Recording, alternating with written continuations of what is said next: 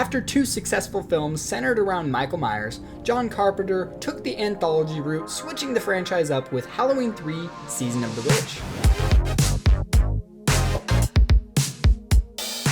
Welcome back, everybody. If you're new here, my name is Carter Scotland Allen. This is my film page where I discuss anything and everything film related. If I'm interested, I will talk about it, as well as sharing my professional filmmaking journey. An apparent murder-suicide in a hospital emergency room leads to an investigation by the on-call doctor, which reveals a plot by an insane toy maker to kill as many people as possible during Halloween through an ancient Celtic ritual involving a stolen boulder from Stonehenge and Halloween masks. Okay, starting off with the directing for this film, just like Halloween 2, we get a director's feature film directorial debut, this time at the hands of Tommy Lee Wallace. And as much as I don't like this film, it is a very competent film. It tells the story that it wants to tell in an overall fairly successful way. Moving on to the cast and the characters, there's not much that I have to say other than I didn't like really anybody in this film. Dan or Ellie, they're extremely boring characters and very unlikable. If there's anybody that was remotely intriguing at all, it would have to be the villain, the character of Conal Cochran. And moving right along to the story, if you've seen this film, you know this is the most bizarre plot in a Halloween film.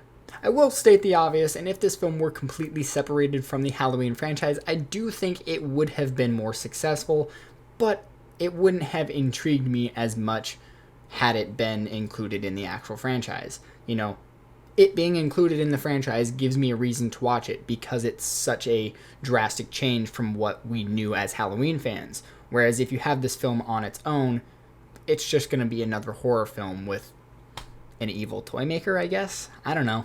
Just not for me. This is just one of those films that doesn't work for me within the franchise and or outside of the franchise, just standalone on its own.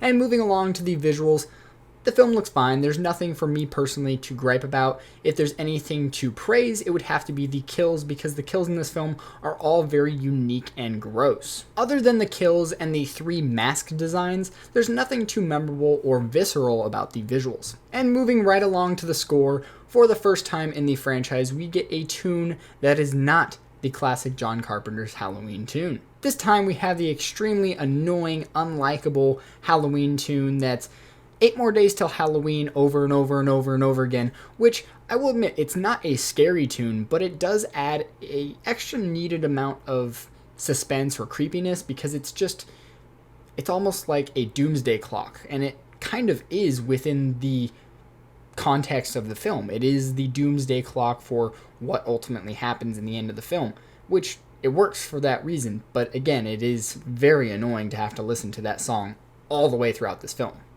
And moving right along to the final thoughts for Halloween 3: Season of the Witch. Halloween 3: Season of the Witch is extremely memorable for its kills, but also extremely forgettable for its lackluster characters and boring, slow pace. This is not a film I need to watch in or outside the realm of the Halloween franchise. And at this point, this would have to be my least favorite or my second least favorite film in the Halloween franchise that I have seen thus far. And lastly, I would not purchase this film even if I were going to be collecting most of the other films in the Halloween franchise. This is just not a film that I would find any value having on my shelf. But those are my thoughts for Halloween 3: Season of the Witch. This is obviously a shorter review, but that's because I didn't really care for the film, and I don't like just bashing films because it's not my thing. If you don't like a film, you move on. That's the way I kind of think about it.